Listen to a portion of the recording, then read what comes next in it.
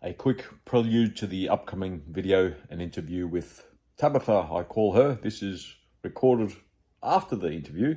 Just to qualify, the reason why I'm the sole figure there is we just decided at the time this lady that I'm chatting to is fairly private and modest in a way, with a bit of angst. I don't blame her because I'm a bit of a schmuck. So please enjoy how two unrelated, superficially interacted in the past people interact for the masses or the 1.7 listeners. Okay, enjoy. And I've pressed the record on the podcast and the video. I am here for our my very first interview and our first interview with a stranger. Somebody which used to live close to me, and she struck me as a deep thinker, and we're going to think deeply. So I'm going to use the alias name. I'm going to pick one because you didn't come up with one. How about that? This is true. Tabitha. I don't know. So that's what came to mind. So I'll start talking. This is totally informal. I'll be gentle. If I get punchy, she's going to give me a look. And we haven't talked about subjects. We're going to feel our way in, and the intention is to have a warts and all to see how people bring up subject matters, defend their positions, make their positions, how to give an argument perhaps. I don't know. I have enough epistemic humility to suggest, if I get owned, I will say it. I will, yes, I've been owned. No worries at all. I do have a history, a tendency to be punchy academically. Not so. My last physical fight was when I was 12 years old and I lost. So I'm 0-1. How about that, Tabitha? So who knows how long this will take. We've talked about time frames, and with our vintage, I'm 50, around the same sort of vintage we are, and we're used to legacy media where 3 minutes, 6 minutes, question, nothing was said. This is long form luxury that we have, and here we go. I'm just going to feel into a subject to bring up the warts and all. And let's see. So, see, what's it all? I told you. Do you watch much telly? Has there been any current affairs that have hit you in the head in recent times? No, actually, not at all. I no longer watch TV. Oh, wow. That makes two of us, because I don't have a telly at home. No, we have screens, but we have Netflix. And we have Disney and platforms like that. But we don't really do TV anymore. Right. Mainstream media is no. Every now and then I might check on, and Google might say, look at this or look at that, and I have a check and see if I'm really interested or not. Is it very intuitive in your subject history, and it comes up with certain things? It tries to be, yeah. I think, but often if I hit something by mistake that is more popular, let's say. Yes. By mistake. Yeah, well, it is by mistake. Yeah. And it's with my 53-year-old fingers. No, wrong one. And then Google says, that's what she likes because it's trending at the moment. Let's just bombard her with that stuff. And so then I get a whole lot of that. Yeah, but also to maybe defend Google. How can I be defending Google? Because these days, when you click on something, like it perhaps notices if you've spent 15 seconds on it, gone. That sort of thing. I don't know.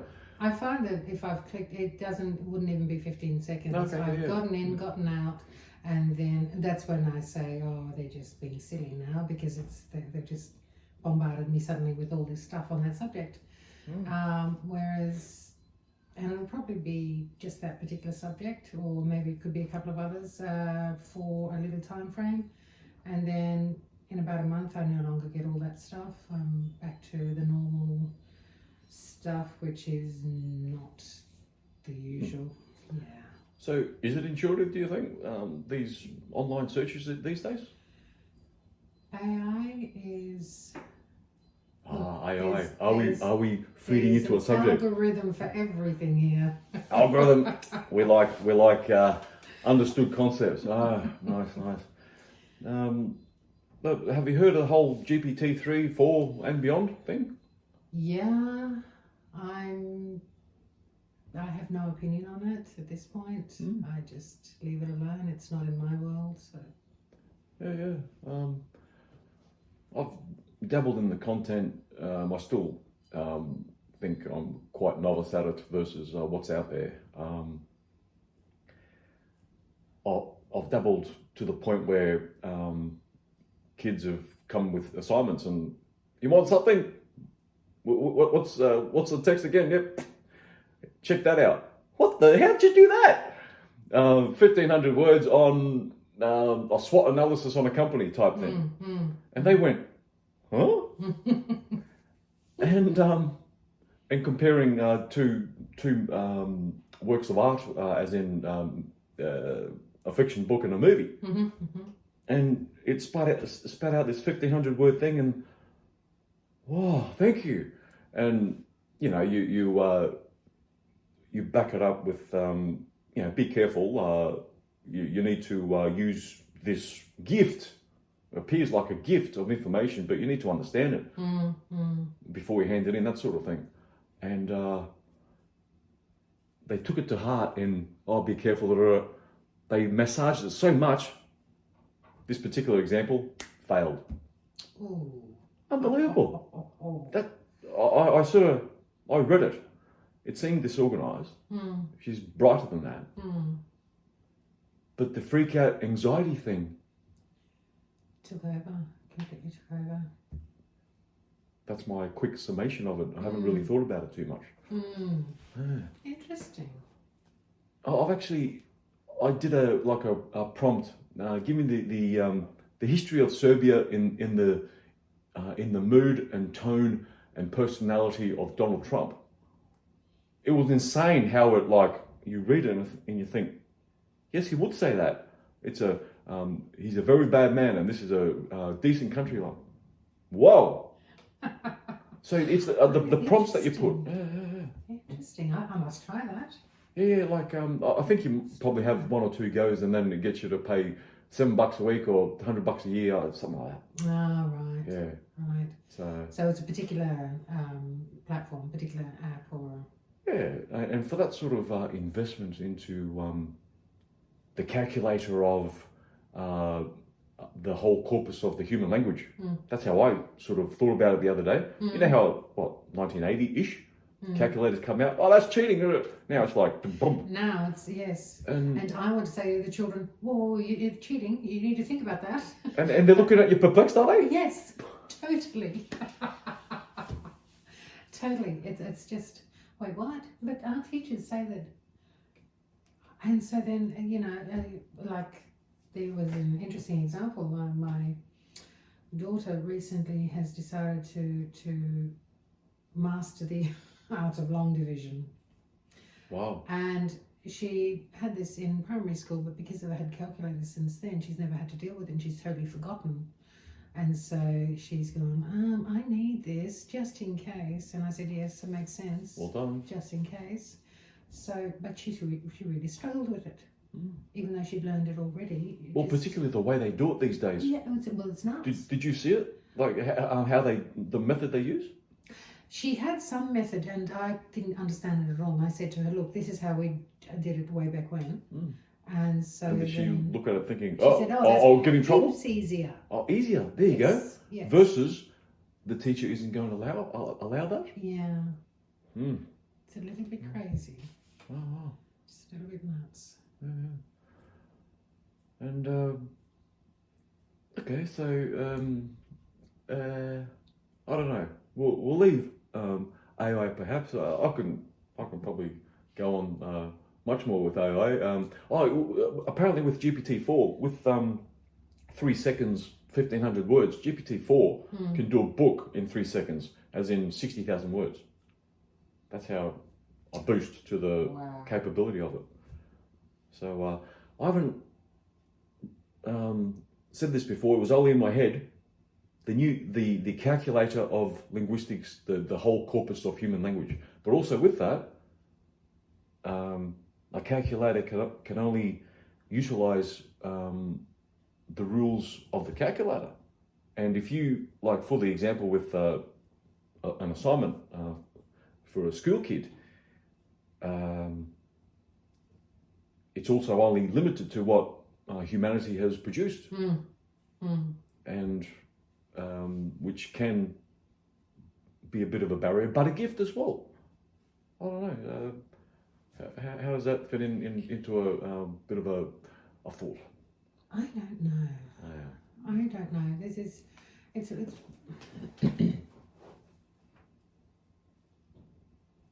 yeah. Don't know that I have an opinion on that. Again, many of these things are just there are bigger questions. Yeah. Oh, okay. Bigger questions. Expand, which is a prod or a suggestion or a explain. Oh, what do you reckon? What would you like to? Well, I don't know. It's. How does one begin to expound on the rest of life? Part of the issue here is that my vintage requires that I have lapses in memory. Like I forgot what we were talking about 30 seconds ago. I'm gonna challenge this by suggesting that it's a self-check. I better be careful what I'm saying because I'll be thought of as outstanding. Well done. I think that's part of it. I think there's a little bit of a. I understand the angst. This is quite novel. Yeah. Needing to think. I think human nature, we have a tendency to just. I can't remember because we need to think about what we're saying. I don't necessarily know that it's what's happening right now, but I am aware that has happened. Oh, come on, let's do this. Bring something up if you feel. I'm open. No, I've gone blank. I'm so sorry. Ball's in your court. Okay. Right. Based on the dynamic of what happened, I will be challenging in the pullback in the first mention of the self-check, or may this be judged, may this be identified, may this, that sort of thing. I don't know. What's that? Sorry? Acknowledged. Yeah. Again, warts and all. We can add credibility if it may sound nuts to us. Sometimes I talk about things, it sounds nuts. But let's talk around the nutsness. Because people do think outside the box sometimes, and if we say it, have you heard, just to illustrate the point, there was this book released some time back, was it 2012, rings a bell, 1 Billion Wicked Thoughts.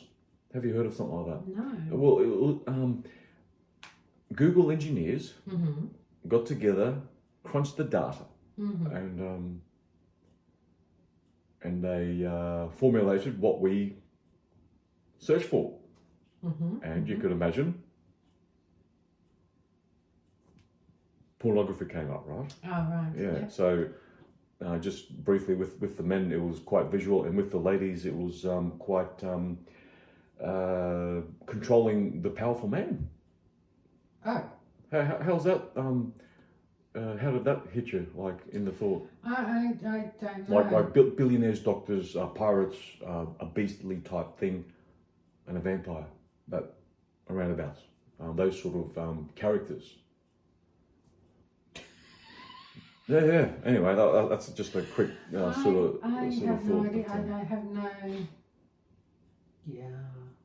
I think a lot of these things I have no opinion. No. Because it's Yeah. not something that's in my. But it's a quick insight into a billion people's search history, like, Yeah. and it really brought up the nature of men and women in that sort of thing. But you know, it was very representative of our searches, like, ugh. So that was like a bit of a shock to the system. And being engineers, they weren't too concerned with pulling back on, or what will they think? Engineers just go, this is what the data says. That's the data. Full stop. Yeah. Yeah. And being dudes, they're more disagreeable. Like using the whole idea of males are more disagreeable versus you get the conscientious types. Then you get ladies that are a bit more open versus the self-checking part, which is what's another. Like I'm referencing the big five personality trait thing here, where women are more so neurotic. It's a derogatory word, but it's not. It's actually like security based. That sort of thing. Anyway, and so Netflix productions. What's something that's grabbed your attention in recent times? In recent times, Graham Hancock's. Have I just said that name right? Oh my gosh, I think I've gone blank. Graham Hancock, yes, a journalist, investigative journalist. His documentary, Ancient Apocalypse. Ancient Apocalypse. Oh, right. What sort of which civilization or era are they looking at? Well, I think at this point he's, for that particular documentary, it was all about bringing to the fore the idea that there was a civilization prior to this one, and that I think he wanted to say that, well, I think he did say actually, that Atlantis was the last civilization. However, he did it quite well. It was quite well done. He went to all the different parts of the world and looked at all the. There was some archaeological sites. There were also the indigenous folk that he interviewed. What part of the world? Sorry. Lots of different places actually around the world. He went. Oh, to so South America. Atlantis as an idea. Atlantis as a civilization, not as an abstract idea, that it was an actual place, an actual civilization. There was the base that was in the Atlantic Ocean. There was, it was worldwide. The civilization was worldwide, but they had the country, the capital. Okay, so like they call America now the New Atlantis. And yeah, these funny ideas. That it had, there was the country and there was the capital, and so there was this island in the middle of the Atlantic Ocean. It was quite a big island, and when it sank, there's a lot of different traditions that have this story, and they are sort of, I suppose you'd say, they're the countries that are along the Atlantic, that touch on the Atlantic Ocean. All the indigenous peoples of those countries have these stories. Do they marry up? Yes. Oh, okay. Absolutely, yes. So it takes indeed. Sorry? They do indeed. Oh. And it's about 12,000 years ago. So it takes into account, like perhaps the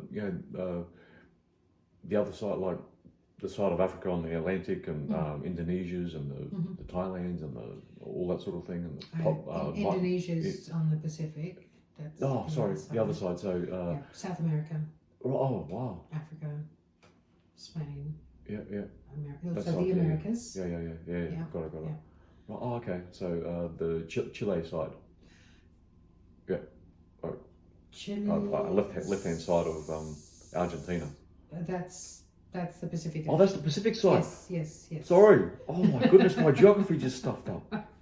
Okay, Brazil side and yes. Yeah. There we go. Right, so Brazil and yeah. My so apologies. all those places. Yeah. Okay. There is the other side. They do touch on the other side a little bit in that they speak about. I guess the Americas is so long that it is quite differentiated. Because so on that side you've got the Atlantic Ocean, and on this side you've got the Pacific Ocean, right? And so on this side there was the Lake Tiwanaku that was apparently at one point sea level, or is it sea level now? And it was not. No, it was sea level before, and now it's some, I don't know, few hundred meters above sea level. I can't even remember anymore. Oh, so we got less water in the world now? No, it was the tectonic pushing things up. There were things changing.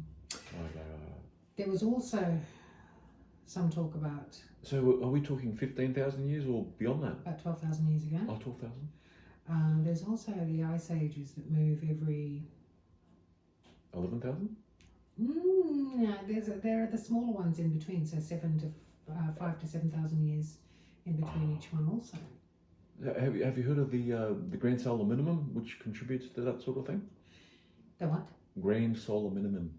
Yes. Oh, okay. Yes. Now what? We might be actually approaching a grand solar minimum now for the next 80 years, apparently. Yeah, or even less. I'd say. Yeah, 30 to 80 years. I've heard a range. I'd say within the next decade, there's going to be remarkable change geographically. Geographic? Yes, as well as everything else. Right. Yeah. Not just less solar. Not just coming in. Not just that. Right. Watch this space. Yeah. Yes. That's it. Okay. Yeah. And, but yeah, Graham Hancock was to take that back. Netflix most recently. Graham Hancock was the interesting thing there. Do you know what it was called? Ancient Apocalypse. Oh, you said it. Yes. Atlantis was this. How I understand it or come across it, or my first reference of it is it's one of Francis Bacon's writings. Have you? Yes, I do remember that. Where they try to, it's this whole idea of gnosis, knowledge beyond God, that sort of thing, and there was a story where they set up this civilization of science where they know beyond God, sort of thing. So Gnostics, you're talking the Gnostics. There's also that sort of walks into the land of theosophy and anthroposophy. Theosophy, yes. There's a whole there's a whole society, a theosophic society. Yeah, there is. There is. That's in. I think we call it that in the modern day. In the ancient times, they were simply referred to as the mystery schools, and they basically kept the histories of the world as time moved from epoch to epoch. Yeah. With you mentioned the story part, very important in cultures, and so stories equals rituals equals the culture equals that sort of civilization stabilizing and building idea. Yes. And the way we view civilization is like progress, living standards, all that sort of thing since the Industrial Revolution, say. That may I say, it's a very different mindset I know. to what we I concur. used to be. But yeah, continue. Yeah, and I heard this interesting thought, idea, notion. Culture is this stabilizing build in that civilization to prevent a competitor attack of that country, area, geographic region.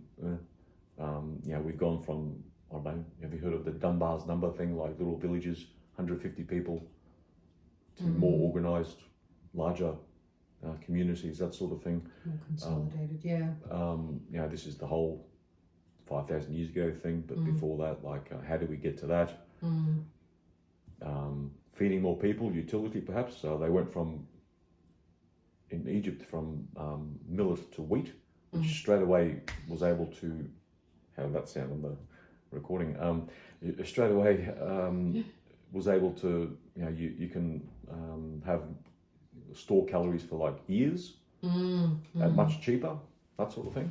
Yeah. Which, there was agricultural revolution on that whole idea of revolutions, that sort of thing. But before that, culture was quite important, and our story supported the whole culture and the rituals that went into it.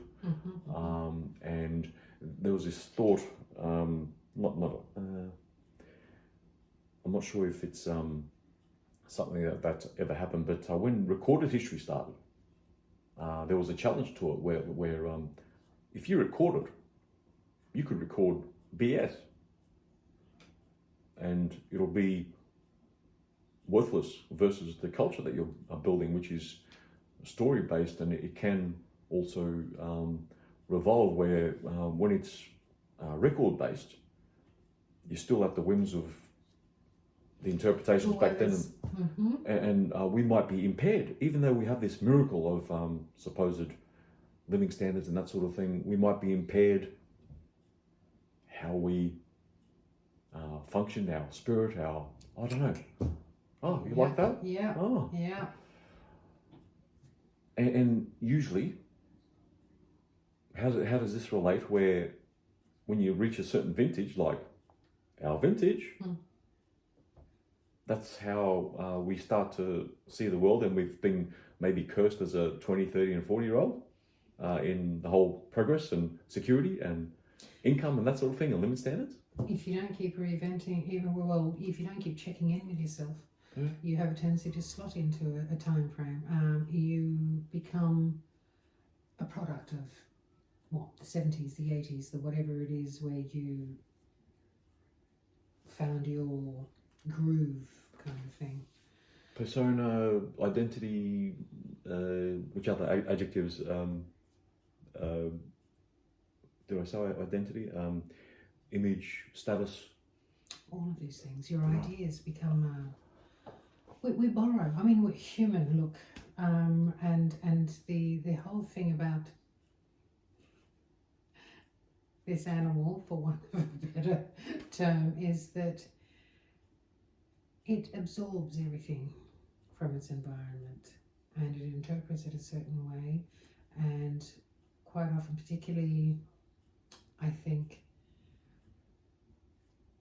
in this time, what we call modern times, I really don't, I quite unquote that because it's so debatable. I forgot what I was going to say. So that happens with this vintage. So we think more in this vintage where greater meanings and that sort of thing. I don't know. Do you think it's an age susceptibility to it versus a realization or more maturity to it?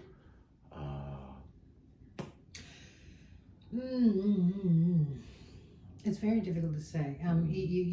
One would say that for the most part, the person who lives in the mainstream is I suppose, induce or encourage to think a certain way, and it stays that way. They might move with the times, or they might stay in whatever they're comfortable with. But then there is the person who does grow, does mature, does think about things and question everything. And then I think then that type of person then continues to expand, continues to... So what do you think expand would mean? Allowing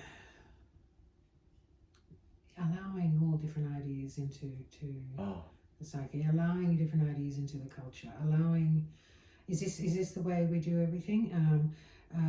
Maybe not. Why do we, what's a good example? Why do we go to work for 7 hours a day or 8 hours a day or whatever it is, and then watch TV in the evening, watch the news, and have 3 meals a day, do our exercise, who decided that was the best way to be? Wow. Well, there you go. You're not the only one, right? I'm not the only one. No. You're not the only one. No. Guess what? You're not the only one either, listeners No. and viewers. And I bet you would have thought that from time to time, even as an 8-year-old. Yes. Yeah. Why? Yeah. And then, the 8-year-old, why? And then the parent says, shut up. And we should entertain children's curiosity with the whole why thing. And then you can, all of a sudden, you get them to think, and they'll stop asking why, because then they'll think if you produce something insightful. It's, yeah. And there's this whole... narrative out there of the meaning crisis. Have you heard of that in recent times? Don't know. I don't know that I've heard of the meaning crisis, but it's How does that kind of hit easy you to though? see. Oh, right. So it does hit you? Well, I don't know. Are we talking about everybody's questioning the meaning of their particular life, or the meaning of life in general? Well, it's an extension on why we have 3 meals a day, and the whole lifestyle thing, and sometimes a smart aleck reaction that I've had to what is the meaning of life, and I've done this little short YouTube thing. How did I say it? Here it is. The meaning of life is life itself. That's how it came out. So, Actually, there you go. What does life entail? Do you think it's purposed, chance, navigated, steered, accident? Nothing's ever an accident. That's Nothing's ever an accident. a quick insight into the thought on that. Mhm. But chance, why not? Does everything have to be purposed? Why? I've also had a smart aleck sort of comment where people that say procrastination, purpose, and regrets on people's deathbeds. And I, smart aleckly, but then I thought, ooh, that's gold. I said, you knew exactly what you're doing. You chose, for example, a person on their deathbed worked 60 hours a week. The kids were in daycare, that sort of thing, as an example. I regret, no, you knew at that age of 35, you decided to put the child in daycare, nanny this and other carers that, and all of a sudden there's no bond with the child, like as an example. And if you're 88 on your deathbed, no, you chose. It's not a mistake. No. And an extension on that, we don't learn from our mistakes. We know the risk of going into what we're doing. in the back of our mind, but we ignored ourselves. This is it. Oh! Right there. Ooh. We ignore Wow. the part of us that says, no, I'll have time for that later. Yeah.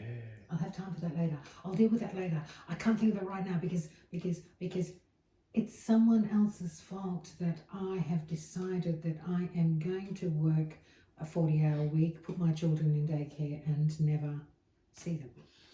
I'm glad that was supported. And what do you think on blaming others for your, as a strategy, blaming other people for your actions? Yeah, no, that's just, it's time, I think it's time we as a race grew up. What does growing up, what is growing up? Yeah. Taking responsibility for one's own actions, taking responsibility. And this is the whole thing that we have about politics and all of that sort of stuff, at the risk of going into a subject that I really have no opinion on. Yeah, right. I think the whole idea of appointing people to represent us is saying, putting our power outside of ourselves, saying that we don't want to have to make the decisions in our lives so that we have someone else to blame when things go wrong. It's a cop-out, quite frankly. Anything. Do we as a society need the whole idea we have of the bodies of authority, all of that sort of stuff? Do we need that? Is it necessary? Are we capable as individuals of being answerable to ourselves? Are we capable of developing enough of a conscience and being aware of it enough so that we can function as a productive member of society without being quote unquote, there was air quotes in there. without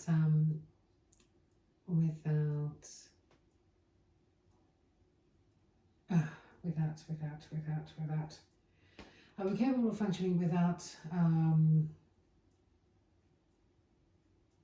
having our hand held, having someone tell us what is and isn't right, what is and isn't acceptable? Are we capable of autonomy, and yet autonomy being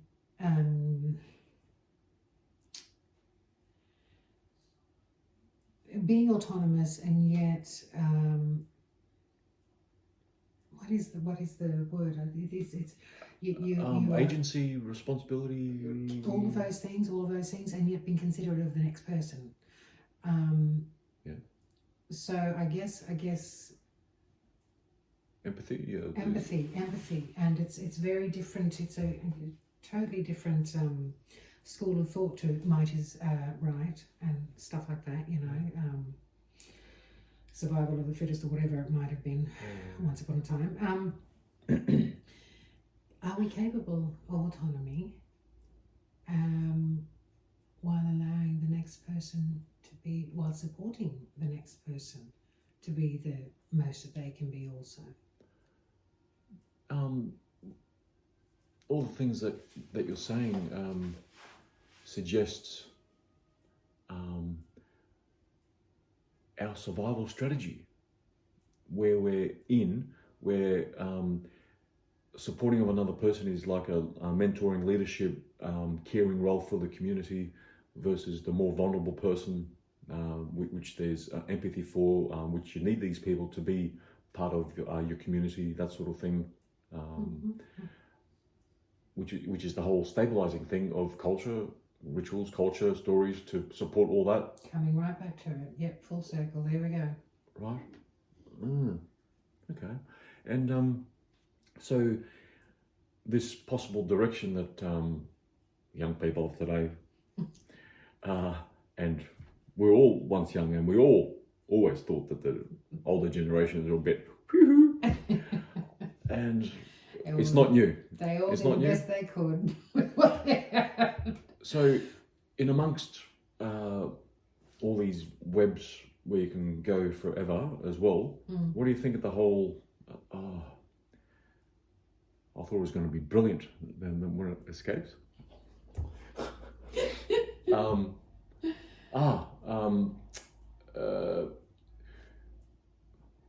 Brilliance coming through. Genius. Watch this for genius example. Do you think, I've thought of this at some point, have I heard of someone? Am I going to claim it? No, I won't claim it. I won't claim that much grandiosity, okay? But we referenced, the whole smaller community. There's Dunbar's number as a reference, all that sort of thing, where we only have relatability, sortability, classification, hierarchy of 150 people, apparently. Mm-hmm. And now, well, you pretty much got the whole world at your fingertips, with video, with text and voice, all that sort of thing, and a more possible disrespect of our older generation, that sort of thing. We are in a spot, perhaps, where we have the ability to escape the constraints of a former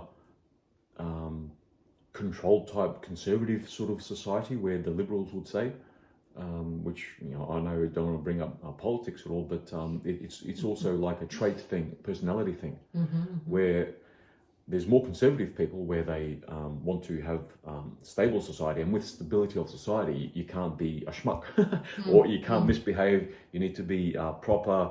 You can't, sleep around. You can't. You need to worship. You need to do this to keep that stability. Then you have the escapability, where the wicked thoughts or this and that idea, more out there things are supported.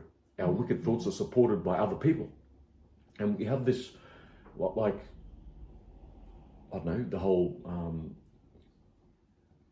LGBT thing, critical race, and all that sort of thing. You're able to escape critical race theory, like where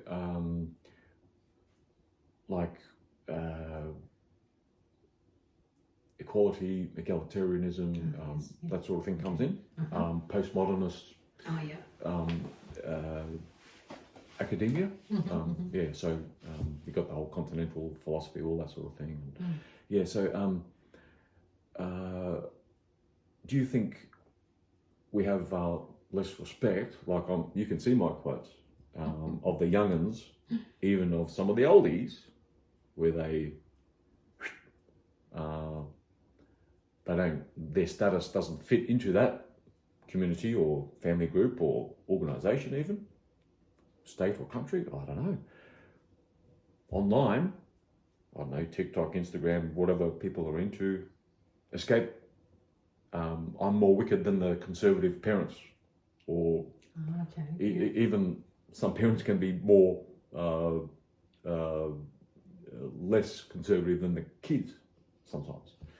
And we have this, when values don't fit together in the family group or in the community, you have friends elsewhere on the screen. Do you how I'm trying to shoehorn the idea where people have they can belong elsewhere when they don't belong in this, when their personality type, their disrespect, or not valuing that culture, that ritual, that faith, whatever, they can escape it. There's option, as in there are options now. There are, and there's other ideas to challenge your conservative thoughts. Say, freedom to not have faith, or freedom to not go to church, freedom to many people think that's good, where in the past many people that were a bit more liberal were constrained. That's why we're a bit looser, but too much freedom perhaps brings about instability. I don't know. How's that fit into shoehorning, trying to unpack and trying to pack the suitcase in again? Too much freedom, bringing instability. That one is it's a notable. It's kind of the result for how much do I say about this? Oh, did it hit you in the head? Like, or did any? I don't know. Does it resonate? Or it's more a case of oh, I'm sorry, my thought's gone again. You're wrong. Oh, I did bring in quite a few lumps of rock, and it's oh, the old brain. Okay, so basically the moral of where my suitcase came flying open was if, say, a family member or a member of community isn't liking the restrictiveness, conservatism. Well, as an example, like you could be it could be a liberal society and you're more conservative, and you go online or ideas in academia to be more conservative. It can happen in the opposite direction too. We have this escape ability from our community. It is there. There was another thing that you said just after that. That was that's what grabbed me. It was the Which I knew. It's very fleeting, that idea.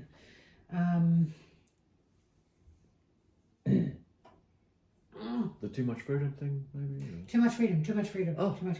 Expand on that one again.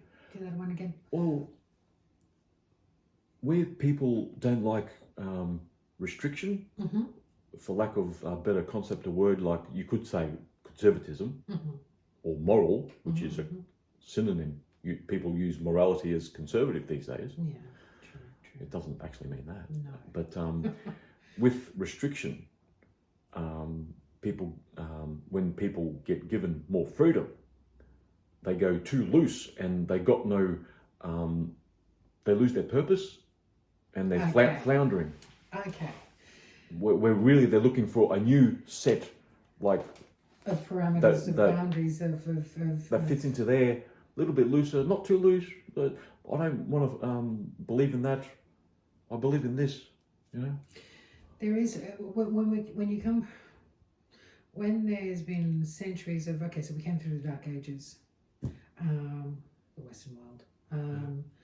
There was that whole time of you get told how to think, and that's how you think, and that's that. You live, you die, whatever. And then we've come into this time where, we had the 60s, the hippie movement, freedom of thought and all that sort of stuff. And it wasn't actually. I don't know that there were still controls in place, but for the most part, people were led to believe that they were allowed to think whatever they wanted to think. Yeah? And so things went a little bit over into crazy town for a while. And for a while? Or are we still there? Yes. We are. I don't know that many ever found their way back to... And loving it. Yes. For some of them, right? There you go. They were free. That was it. But what if these people thought this way in more conservative times or moral times or restrictive times to keep stability? Because before we used to got clubs and rocks and spears out, right? Yeah. So in that respect, it's a miracle that even if you say a wrong word to someone, that you can't even like we've got to a point where the words hurt us type thing. Well, so that's a miracle, as in security of a woman. Even though yes, we do have still problems from time to time, but it was much worse in the past. And for the kids. An interesting example here might be the Crucible. Crucible. I've heard of it. I'm not that familiar. That was a book and play by.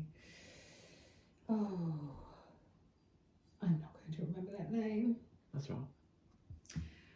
And it was basically he was having a bit of a go at someone, obviously, or a thought system.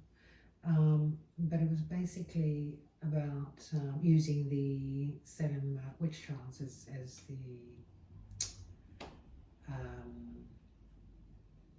the picture for what he was trying to get across. And now there was that time there, that time frame. I don't know, can't remember how long it was. It's not my area of expertise, really, that part of history. But there was this time apparently where people could not, it was very. There was a body set up in the 1950s. Or was it the 1950s, or was it then that became popularised? I can't quite remember. But it was set up to weed out communism. Oh, McCarthyism, McCarthy era. I think that might be right, actually. I think it might be, it might be that one.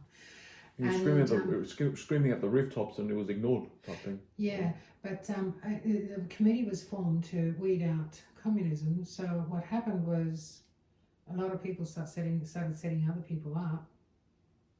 Everybody got scared about what they couldn't say.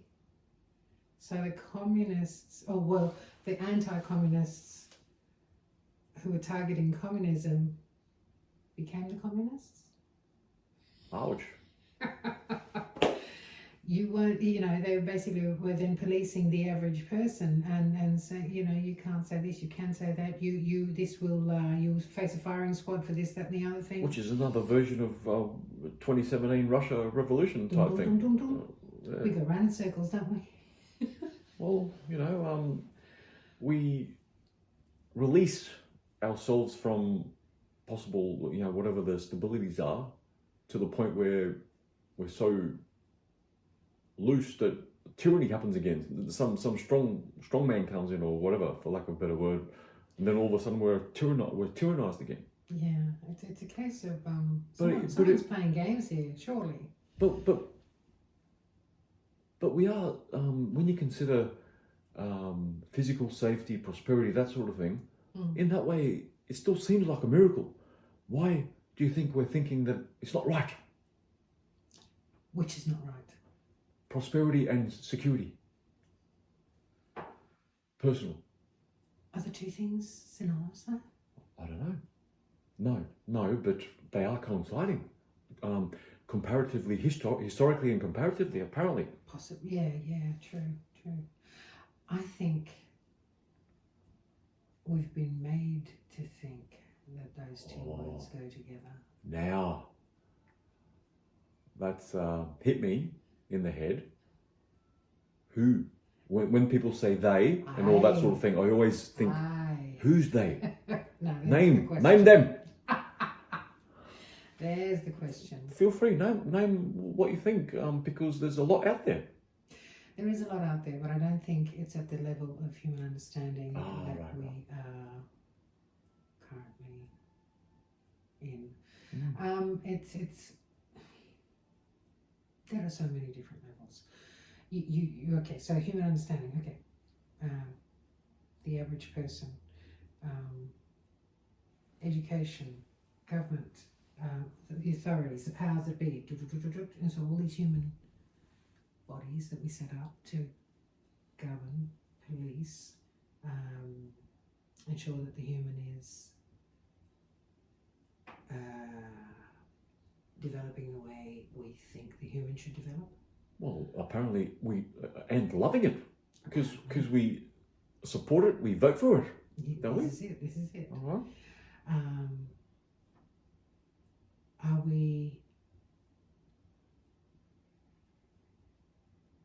we voting for it because we want to? Or have we set up a system so that it keeps us accountable to the point that we no longer recognise that there is anything wrong with? Well, so a couple of things into my mind to suggest that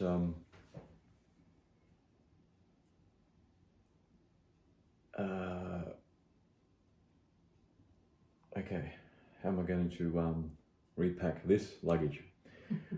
Because I just pulled that out all over the bed. How am I going to fit in the blanket and the undies?